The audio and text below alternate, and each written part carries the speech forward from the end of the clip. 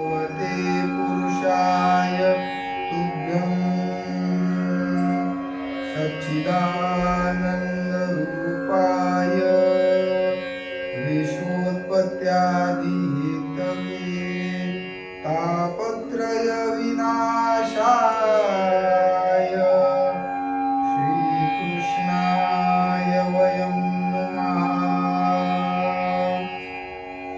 श्री राधाजी मेरे स्वामी, मैं राधे जी को दास, जन्म जन्म मोए दीजिए वृंदावन को वास। जय जय श्री राधा रमण, जय जय नवल किशोर, जय गोपी चित्त चोर प्रभु, जय जय माखन चोर।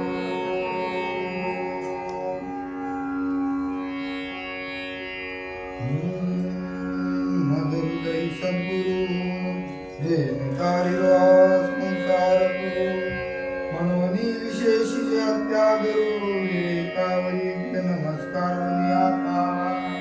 ब्रह्मानंदं परमसुखदं केवलं ज्ञानमूर्तिं द्वन्द्वातीतं गगनसदृशं तत्त्वमस्यादिलक्ष्यम् एकं नित्यं विमलमजलं सर्वादिसाक्षिभूतं भावातीतं त्रिगुणरहितं सद्गुरुं तं नमामि। सतचित आणि आनंद रूप असणारा भगवान परमात्मा, आध्यात्मिक आदिदैविक व आदिभौतिक तापांचा नाश करणारा परमात्मा, त्या परमात्म्याच्या चरणी आम्ही काय करतो? वंदना करतो। नैमिषारण्याच्या पावन भूमीमध्ये थोडा आसन करा। नैमिषारण्याच्या पावन भूमीमध्ये 1000 वर्षाचा यज्ञ आरंभलेला आहे। सूतजी व्यासपीठावर विराजमान आहे। शौनकजींनी त्यांची पूजा केली आणि विचारलं, आम्हाला शाश्वत असं साधन तुम्ही सांगा, ज्या योगे आम्ही या दुःखातून, संसार भयातून आम्ही काय होऊ?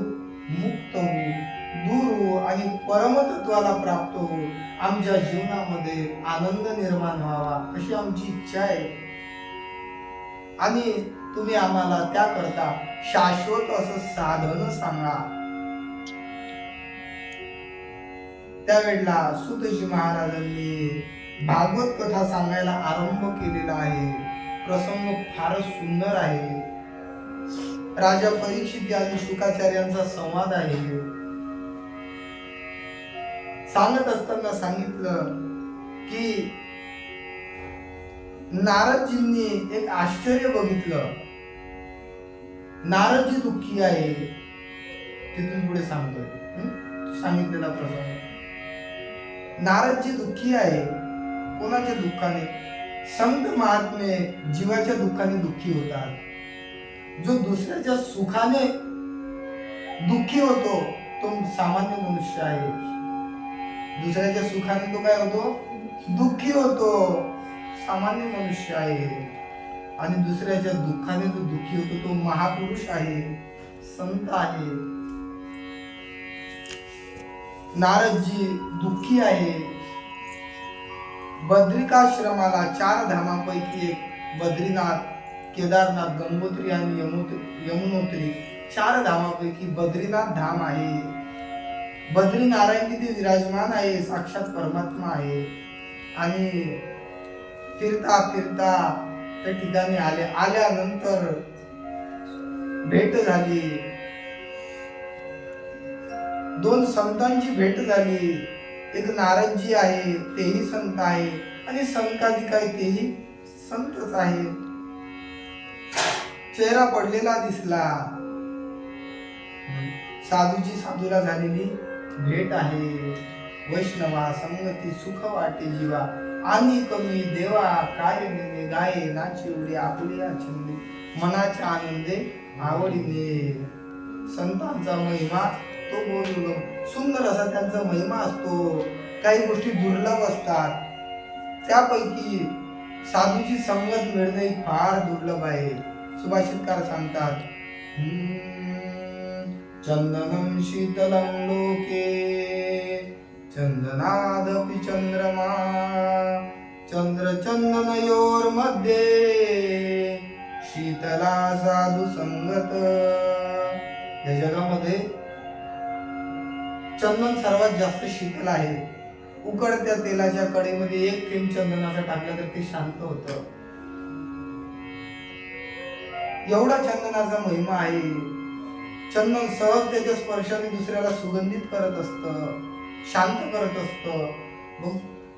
एवढं शीतल आहे. पण त्याही पेक्षा चंद्रमा शीतल आहे. चंदनादपि चंद्रमा. आणि चंद्रमा पेक्षाही सुद्धा या जगात जर कोणी शांत असेल तर ते म्हणजे संत आहे. चंद्र चंदनयोर मध्ये शीतला साधू संगत. संसार तापाने पोळलेल्या जीवाला तात्काळ शांती प्राप्त करण्याचं सामर्थ्य ज्यांच्यामध्ये ते संत आहे. तुमच्या दर्शनात मला समाधान झालं. तुम्ही चिंताक्रांत का दिसत आहात? तुमच्याकडे बघून बाकीचे लोक परमार्थ करत असतात, तुम्ही चिंताक्रांत का दिसतात? तुमचं काही धन चोरीला गेलं, एखाद्याचं धन चोरीला जावं आणि तो त्या दुःखाने दुःखी व्हावा, याप्रमाणे आपण दिसत आहात. नारदजी, याचं कारण काय? नारदजी सांगतात, ऐका कुमारांनो, ही पृथ्वी सर्वोत्तम आहे. परमात्म्याच्या पदस्पर्शाने पावन झालेली भूमी आहे. ज्या भूमीमध्ये या जगाचा मालक अनवाणी पायाने फिरला, ज्याच्या पावलाच्या ठशांनी ही माता रोज आनंदित व्हायची, तिचा ऊर भरून यायचा. जिकडे तिकडे सुख शांती नांदत होती. आणि त्या परमात्म्याचा देश बघण्याकरता, त्या परमात्म्याची ही पृथ्वी बघण्याकरता मी इथे आलो. आल्यानंतर मला भलतं चित्र विचित्र दिसलं. कोणी सत्कर्म करत नाही. आता इथे सत्य राहिलं नाही, दया राहिली नाही, दान राहिलं नाही, धर्म राहिला नाही. सत्यम नास्ति तपशौचम दयादानं न विद्यते उदरं वरिनो जीवा वराका पुटभाषिण.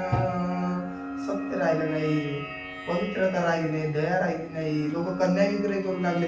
घरामध्ये कलह आहे, पती पत्नीमध्ये भांडण आहे, भावा भावामध्ये भांडण आहे.